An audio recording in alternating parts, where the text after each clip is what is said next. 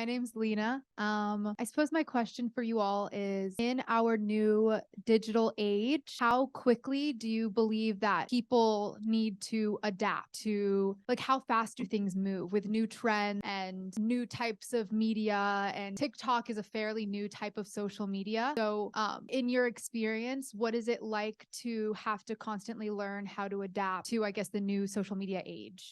So I think it's really important to first identify what's really important for you as a brand and for what you're trying to achieve, because you can really do everything out there. There's so much you can do and you can do bits of it. But is this going to really give you a return in what you're trying to achieve? So I think it's really worth investing time in researching what's really best for you and where you feel most comfortable to present your brand and present what you're trying to do, which tool fits you most. And I think that's where you have to invest the most. Although at the same time, you have to really have the basic knowledge of what's out there in order to really function. For me, it's more important to try to focus on one thing rather than just have like bits of everything here and there.